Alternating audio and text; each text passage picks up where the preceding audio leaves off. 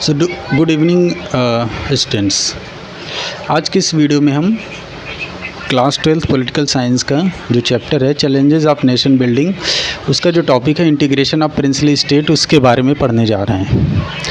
तो जैसा आपको पता है 1947 14 एंड 15 अगस्त 1947 में इंडिया और पाकिस्तान डिवाइड हुए और दो कंट्री बनी। इन दो कंट्री के बनने के बाद इंडिया के जो हालात थे वो अलग तरीके थे। बेसिकली हो क्या रहा था कि जो ब्रिटिश इंडिया था, यानी जो इंडिया को ब्रिटिश गवर्नमेंट रूल कर रही थी, वो दो तरह से डिवाइडेड था।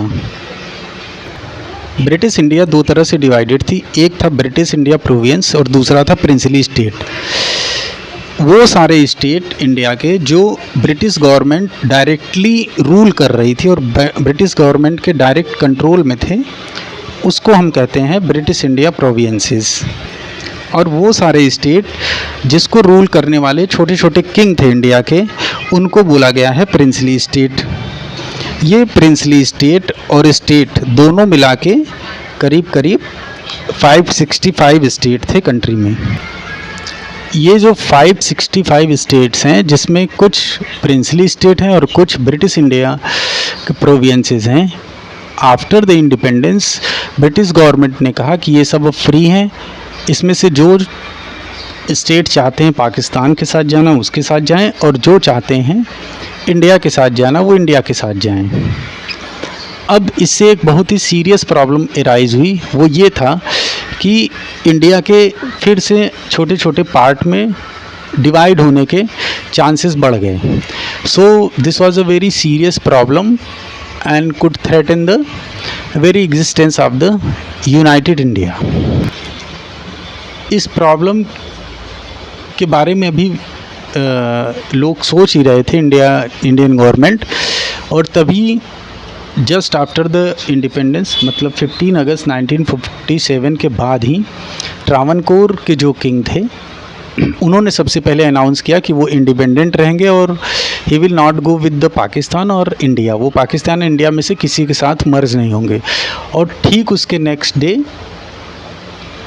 जो दूसरा स्टेट है हैदराबाद के निज़ाम ने डिसाइड किया कि वो ना ही पाकिस्तान के साथ जाएंगे और ना ही इंडिया के साथ जाएंगे, बल्कि वो इंडिपेंडेंट कंट्री के रूप में रहेंगे। अब ऐसी सिचुएशन में कंट्री के सामने प्रॉब्लम थी कि हम एक ऐसी कंट्री कैसे बनाएं जो यूनाइटेड हो, क्योंकि अब कंट्री के छोटे छोटे हिस्सों, छोटे छोटे पार्टों में डिवाइड होने के चांसेस, खतरे बढ़ गए थे।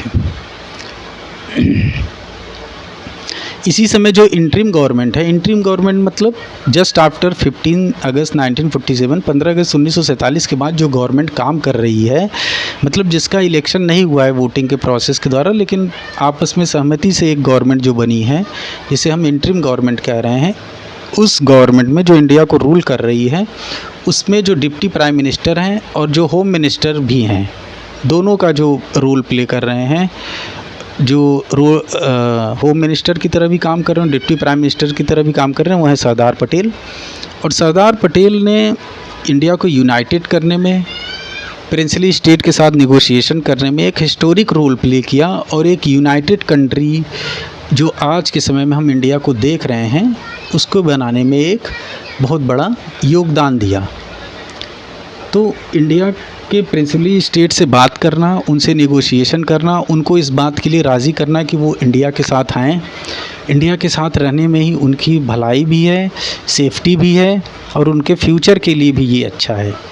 तो यानी एक ये डिप्लोमेटिक वे में जो डिसीज़न लिया गया, और जिसका पूरा जो क्रेडिट है वो हमारे सरदार वल्लभ भाई पटेल को जाता है।